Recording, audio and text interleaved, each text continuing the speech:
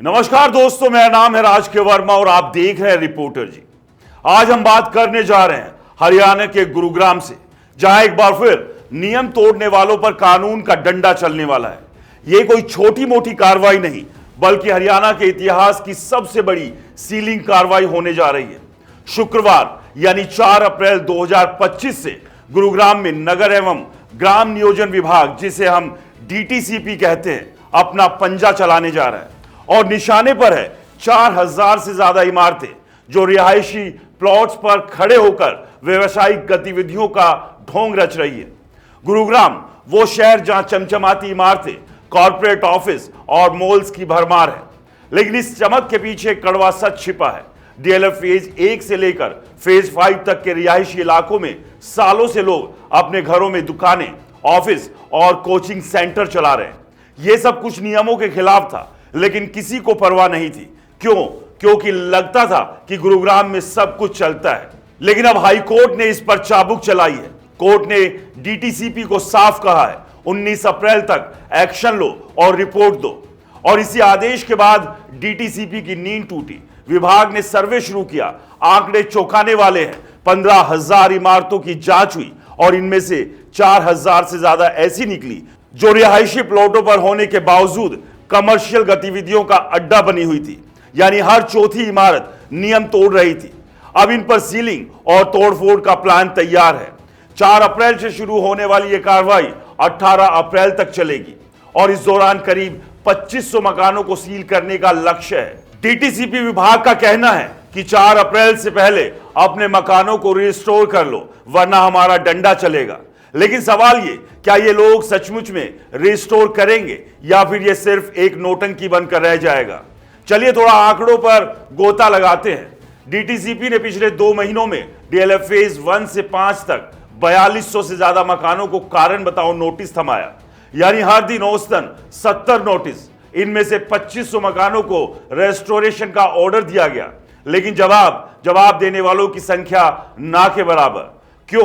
क्योंकि इन लोगों को लगता था कि टैक्स देकर, मेंटेनेंस चार्ज देकर वो कानून से ऊपर हो गए। लेकिन अब हाई कोर्ट की सख्ती ने इनके सारे सपने तोड़ दिए। इन 4000 इमारतों में क्या क्या चल रहा था, कुछ आंकड़े देखिए। सर्वे में पता चला ज्यादातर मकानों में पीजी, गेस्ट हाउस, छोटे ऑफिस और दुकानें चल रही थी। खासतौर पर ईडब्ल्यूएस श्रेणी के प्लॉट्स पर 7 से 8 मंजिल तक के अवैध निर्माण हो गए थे। एक प्लॉट जो सिर्फ रहने के लिए था, वहां 20 से 25 लोग किराए पर रह रहे थे। यह लालच का खेल था और अब इसकी कीमत चुकाने का वक्त आ गया है। 4 अप्रैल से हर दिन सैकड़ों इमारतों पर सील लगेगी और जो रिस्टोर नहीं करेंगे उनके मकान तोड़े जाएंगे। अब जरा उन लोगों की सुन लीजिए जिनके मकानों पर यह डंडा चलने वाला है।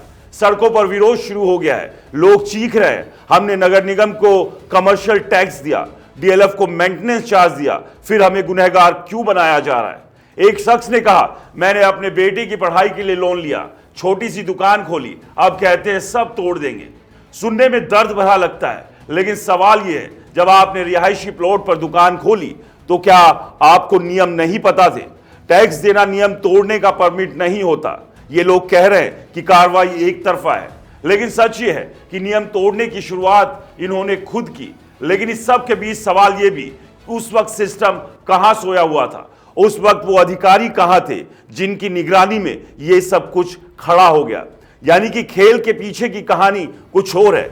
सिर्फ एक ही तरफा लोगों को दोष देना भी गलत होगा, क्योंकि ये 7 मंजिला इमारतें या 8 मंजिला इमारतें रातों रात नहीं खड़ी हुई। यानी कि कहीं ना कुछ माल भी पहुंच रहा था और तभी आंखें मूंद ली गई और 20 शहर इतना बड़ा अवैध निर्माण खड़ा कर दिया गया। दोस्तों, 4000 में से हर एक ने सोचा चलो कोई ना कोई देख नहीं रहा, थोड़ा फायदा उठा लें, लेकिन अब जल्द पकड़े गए तो सारा दोष सिस्टम पर डाल देंगे। लेकिन सवाल वही है, एक तरफ सिस्टम है, एक तरफ ये लोग हैं। नियम टूटे हैं तो कार्रवाई होगी, और कार्रवाई का डंडा कहीं और से नहीं बल्कि हाई कोर्ट से चल रहा है।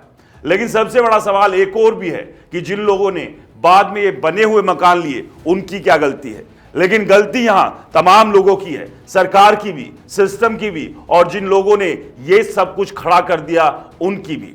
लेकिन सजा अब सिर्फ उन लोगों को मिल रही है जो लोग यहां रह रहे हैं, यानी कि जो लोग ये गलत तरीके से कमर्शियल एक्टिविटी चला रहे हैं।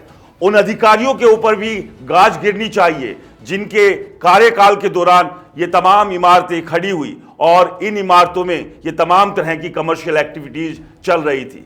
तो दोस्तों, इस लिस्ट में कहीं आपका मकान भी तो नहीं, ये जरूर देख लीजिएगा, क्योंकि 4 अप्रैल से टीटीसीपी विभाग की एक बड़ी कार्रवाई गुरुग्राम में शुरू हो रही है। इस कार्रवाई को लेकर आपका क्या कहना है, हमें कमेंट्स कर जरूर बताएं। और दोस्तों, रिपोर्टर जी चैनल को अगर सब्सक्राइब नहीं किया है तो चैनल को सब्सक्राइब करना ना भूलें। नमस्कार।